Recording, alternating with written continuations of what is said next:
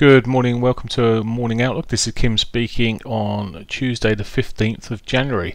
So looking at the euro dollar, and well, it's still in a relatively tight range. It's struggling to do anything. Yesterday's range was the smallest I've seen for some time, and today doesn't look fantastic at the moment, but who knows, we may get some volatility eventually get into this market again, but at the moment it's chugging along in a rather tight range there. Now whenever it does this, of course, at some point it will move, and it will move quite quickly. Has got an untouched daily pivot at the moment below that may well just get caught. Yesterday's daily pivot just got caught this morning. So a bit of overrun there, but potential to run down. I mean, there is a trend line that can be drawn across the lows here, which may suggest that's the break line, but yesterday there seemed to be an area, well, very tight, some tight old areas, and the range here is tiny.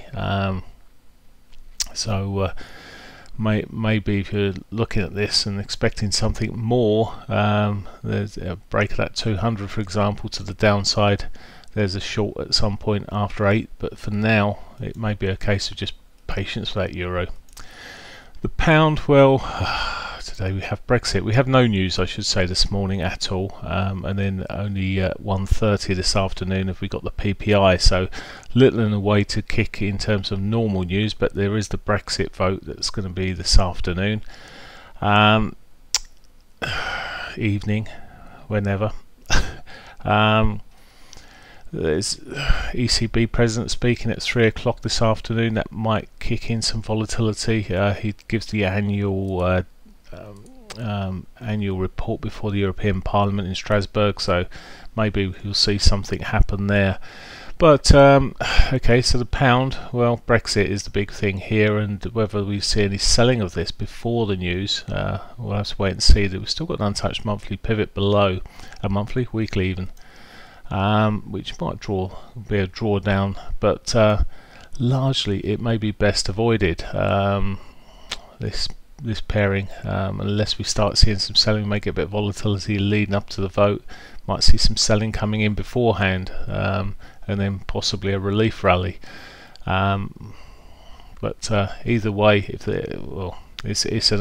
very much an unknown. Anyone can throw a coin to what's actually going to happen with the pound here. Apart from that, it will be volatile.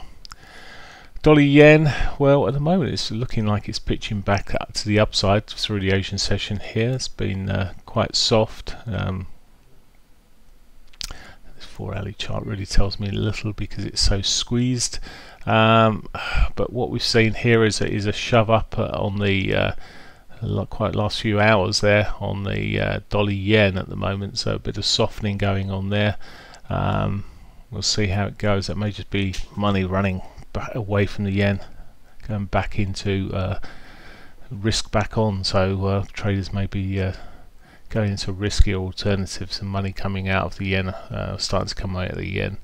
We'll see. It's not really correlated with anything here at the moment, but not a lot to say there. It's already through its daily pivot R1. It's almost up to its R2. Not a lot to be said. It's had a fair old move through that period.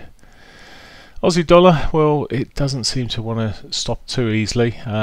Some half decent news came out through the evening, apparently, early evening. I can't even see it on the system here. Low quality data, but still pushing up on the dailies, still got potential to push up further. It's already caught the weekly pivot, having a bounce off that weekly pivot at the moment, but it's slow, and I would expect any move on this to continue slow. I know there'll be people looking to short this at every opportunity, and now maybe one. It's very fine no, it's not really a divergence there at all. Let's have a look on. No divergences. I was just trying to look to see if there was, but there isn't really, just consolidation, and maybe there's further upside in short term, maybe up to Friday's highs there, but otherwise on there is actually an untouched daily pivot, and it may just roll over for that this morning. We'll see. But there's again not lots of points in any of these moves. The markets have consolidated quite a bit, but the Aussie, the CAD and the New Zealand dollar have all managed to do better against the US dollar. Talking to the CAD, CAD selling off a little bit this morning or through the Asian session there. It's rolling back down a little bit from that weekly pivot. If oil prices continue to push up, there's a chance that there'll be an interest rate increase earlier this year. So that's the thing to be watching for when trading the CAD at the moment. So if that was the case, it would continue to sell off here, the US dollar against the CAD. Just looking at oil prices, what they're doing, fallen back a little bit over the last couple of days there. So probably not a shock to see the Canadian dollar do a similar thing there, just softening up a little bit. But it is regaining some of those some of that retracement at the moment. But bigger picture, I think it needs to be with the Canadian dollar, and maybe that will push back south. As I say, particularly if oil prices push up. Okay, that's it for the day. This morning, nothing else to really go on. I think it's going to be a really quiet one this morning. Maybe we'll get a push from this European day price action. Maybe a break of that 4-hourly 50 could somewhat be a catalyst to further downside.